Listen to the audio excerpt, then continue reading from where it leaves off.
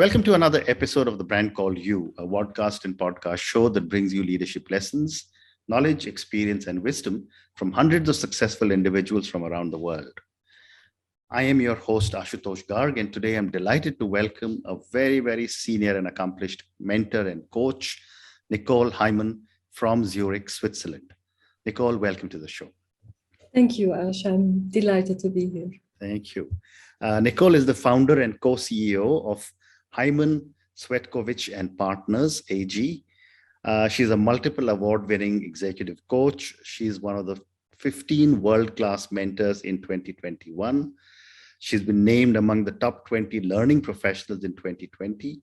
And she's an author of a book titled How to Develop the Authentic Leader in You. So, Nicole, let's first talk about your journey as an executive coach. What made you become a coach? What made me become a coach, Ash? I think it's purpose. It's been calling me from a very early age, I would say. I think when I was a teenager, I always knew I wanted to work with people. And actually, my dream was to study psychology. Okay. But my parents didn't think that was a good idea back then. They were like, no, everything, but not that. So I did a business-to-business marketing in Brussels and worked in the chemicals industry. And then we moved to Switzerland for the career of my ex-husband in the meantime. And that's the period when I had to find myself again because I gave up my career, moved with a 3-week-old baby. And then discovered that I love being a mom, I love my children, but I missed the meaning of work life because I've always loved to work. Very interesting. So that's when I started to look for what do I do? I have this chance to recreate, to reinvent myself, basically. Right. And I think that was the start. I went back to this call of psychology. Then the first education I did was based on clinical psychology, and then many others followed. So that was the beginning of my journey as a coach. Amazing. Thank you. So, Nicole, when I was growing up, coaching was something that was either done by a family elder or someone who took a liking for you in the company, someone who was a senior manager. What has changed over the last so many decades that coaching has become so relevant and that people are willing to pay for it? Yeah, I love that you mentioned that it was done in the family and by friends. And I think it really shows that we all need someone, and it's often a sentence or one moment of awareness that really changes the course of our lives or of our careers. And probably the reason that executive coaching today is so in demand is because everything around us goes faster and faster. I believe we no longer live in the times that we had multiple generations living in one house. We're much more living in isolation these days. And the only way to grow is really with each other. It's very hard to do by ourselves. So, and to give that a structured process has incredible value because there is intention in the process. Whereas when it happens with a family member or someone who happens to talk to us in a moment, it's like a strike of luck. Whereas when we decide to invest in ourselves and in growth and a coaching process, it becomes an intentional process with a much more increased awareness. Very interesting. Well said. So, Nicole, you're a coach and you're also a world-class mentor. Tell me, what is the difference between mentoring and coaching? So in my experience, Ash, coaching and the mentoring in a process, they somehow come together. Sometimes it's more coaching, sometimes it's a little bit more mentoring, whereby the majority for me in my coaching processes is still the coaching. Okay. I think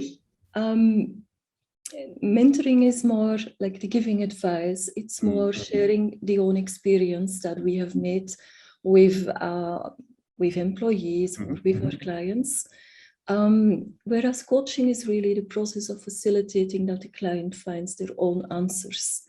And we keep our own experience truly out of this process, because it can always be a projection. So when they merge, what I believe is important is to also be transparent with it and say, this is, I have the hat of a coach on now, and if I step into the shoes of a mentor, this is what I would advise you based on that experience. So very different processes, very different hats. I think both very valuable, as long as they are brought in a transparent way. Fascinating. So, you have spoken about or written about the 7 dimensions of leadership intelligence. Tell me about these, and also how are you using these in your coaching? Yes. So I wrote my book, How to Develop the Authentic Leader in You. And this process is based on integrating the 7 dimensions of leadership intelligence. And, you hear a lot of values-based coaching or emotional intelligence coaching or heart-centered.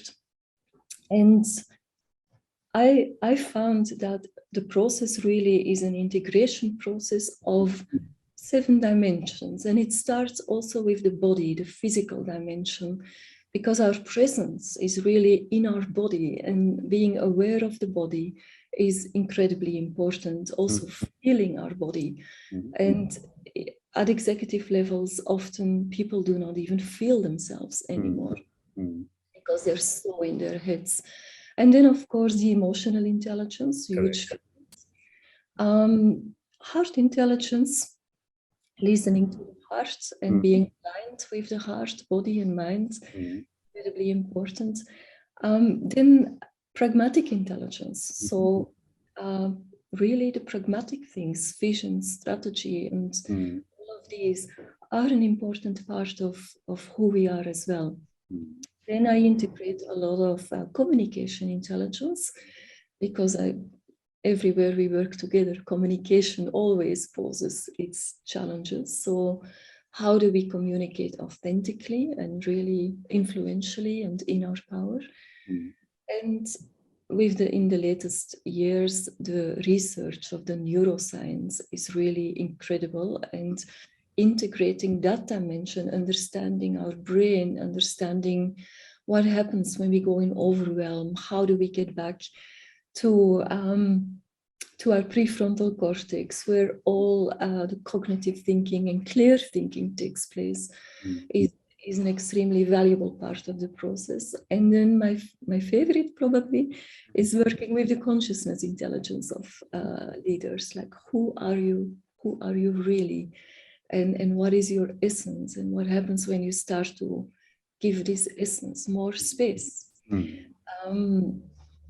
So the big question, who am I, is a huge one.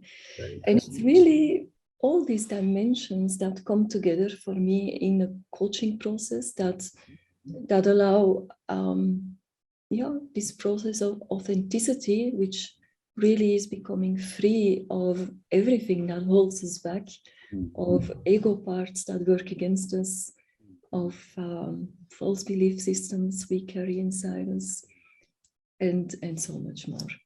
Fascinating, very fascinating. And when you were researching these 7 dimensions, did you speak to a lot of people?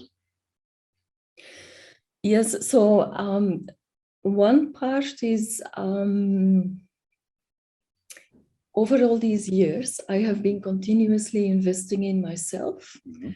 So through all the trainings and coaching educations and retreats I have been doing, I learned so much, and everywhere I took something with me, or something brought me again a step further.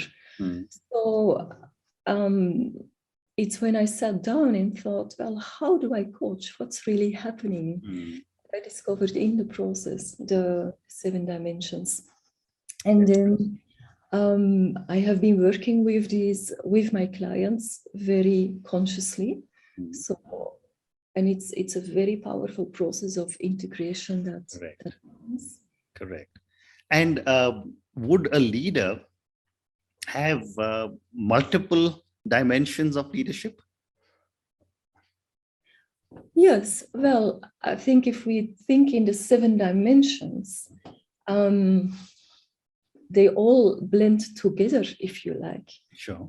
In the coaching process, I will point out we're now working, or the work we did was in this dimension, and give some more background of what we've been really doing. But in the end, it is what makes us who we are. They kind of melt together. Correct. The more integrated we are, the more authentic we become, the more presence we have, more sovereignty, the more inner peace we will experience.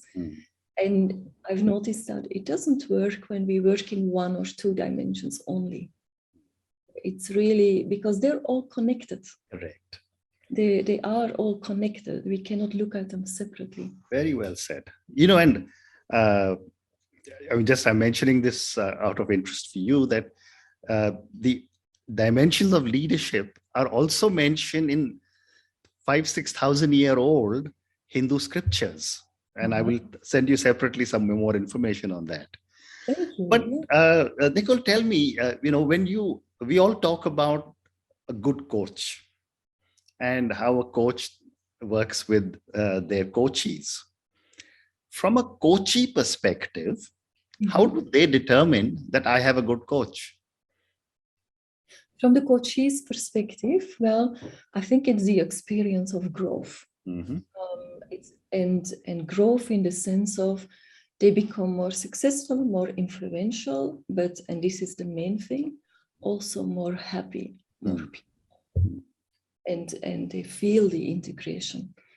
And this, I think this is really the experience of expansion and feeling your own growth and having it validated by others. I think with my clients, I always have check-ins with their stakeholders.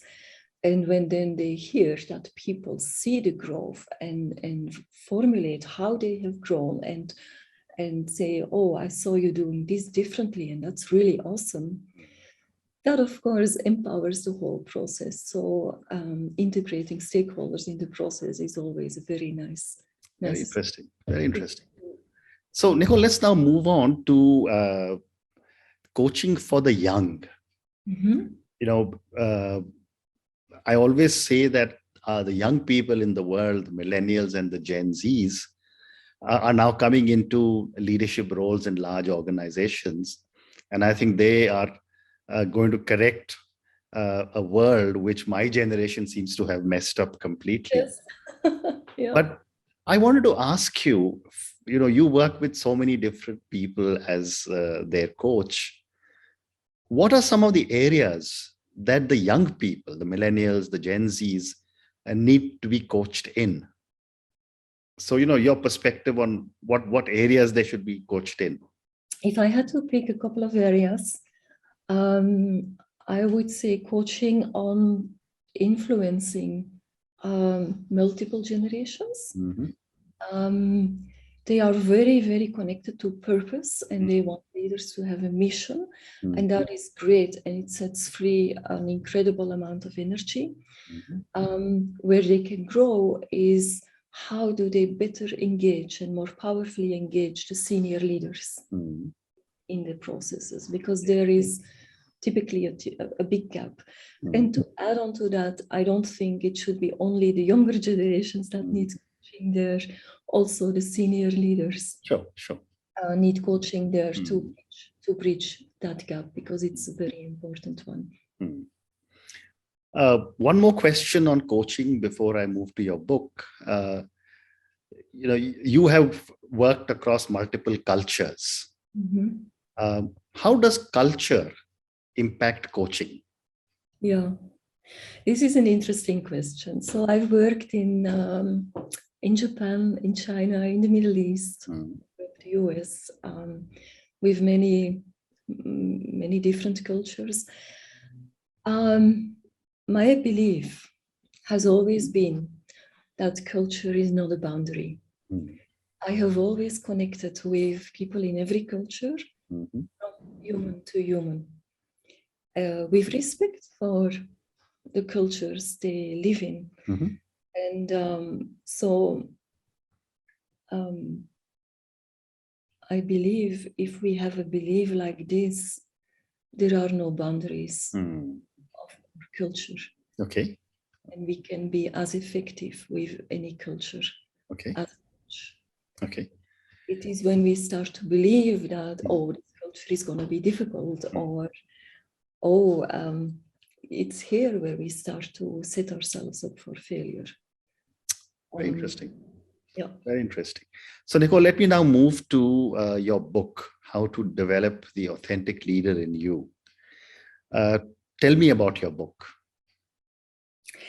Yeah, so I've been passionate and around authenticity for as long as I can remember.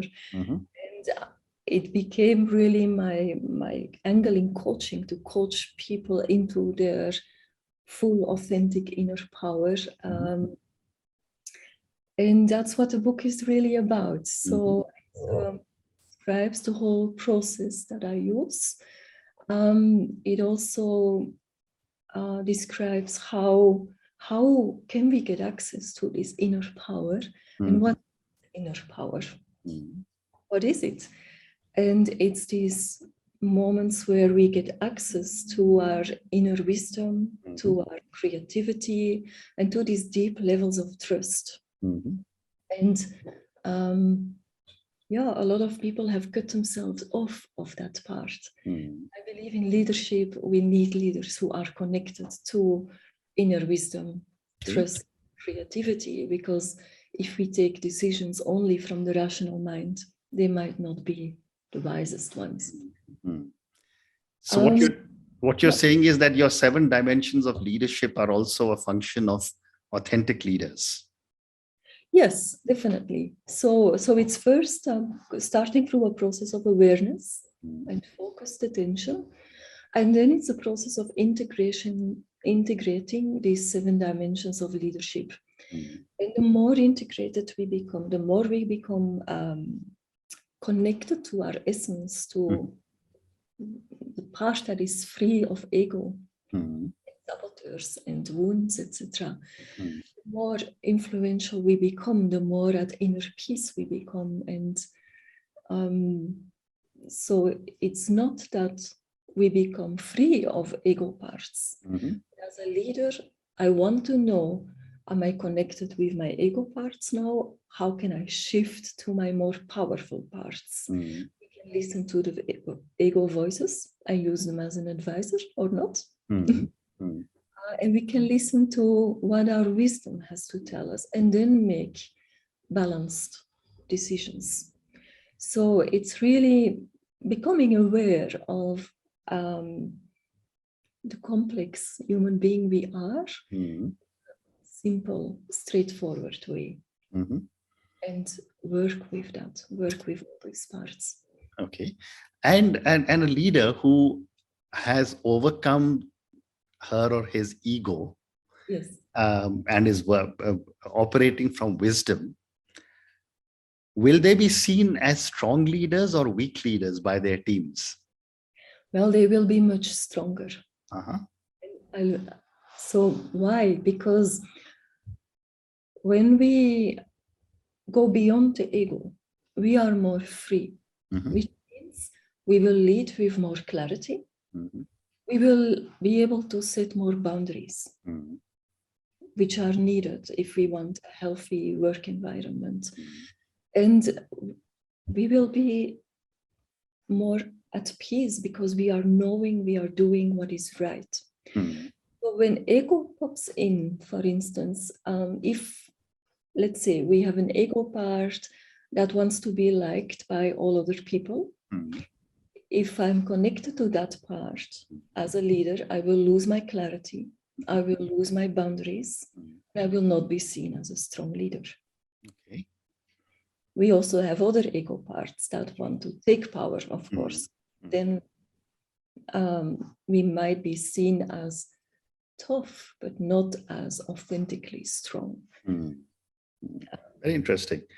And my last question to you comes from your last comment. What is the difference between a tough leader and an authentic leader? Yeah, so a tough leader, I would say, is disconnected from the heart, from the emotional intelligence. Okay. It's they will not allow themselves to feel anymore. Let me give you an example. I once was coaching a leader who had to shut down a plant in a country. And he really went into the toughness because he did not want to feel the pain. It was not his decision. His board had taken that decision. He had to basically do it. But of course, it's very sad for many people, and not only the people who lose their jobs, but it affects a lot of families. Correct. So in the coaching session, he came really like very stiff and stone-like, like I have to protect myself, I have to be tough. And so we coached him on, no, you are allowed to be human. You can do this with compassion. It's okay. We can close this plant and you can be compassionate and holding these people in their dignity and respect. And when we do it in that way, we are much more authentic, human. We connect from human to human with the people even when we have to do difficult difficult things. So it's, I don't see a contradiction in doing what needs to be done and allowing ourselves to do it with humanness and compassion. We do not have to become numb, feelingless people and treat the others as objects out of something inside of us that wants us to believe that we have to be tough to protect ourselves. Very well said. Nicole, on that note, I would just want to thank you. It's been a wonderful conversation. Thank you for talking to me about your entire experience as a coach.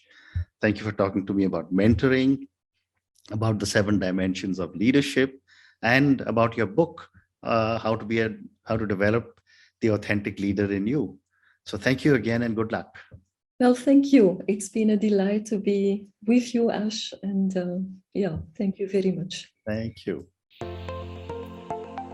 Thank you for listening to the Brand Called You videocast and podcast, a platform that brings you knowledge, experience, and wisdom of hundreds of successful individuals from around the world. Do visit our website www.tbcy.in to watch and listen to the stories of many more individuals. You can also follow us on YouTube, Facebook, Instagram, and Twitter. Just search for the Brand Called You.